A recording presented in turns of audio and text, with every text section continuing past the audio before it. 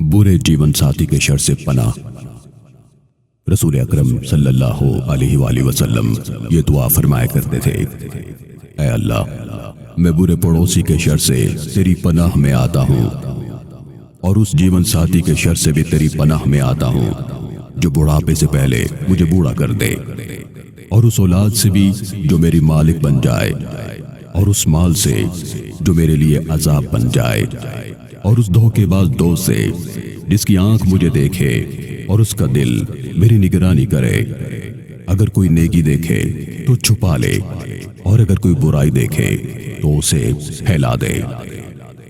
السلسلۃ الصحیحہ، حدیث نمبر 3137۔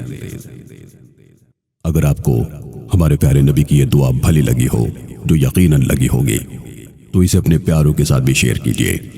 شکریہ۔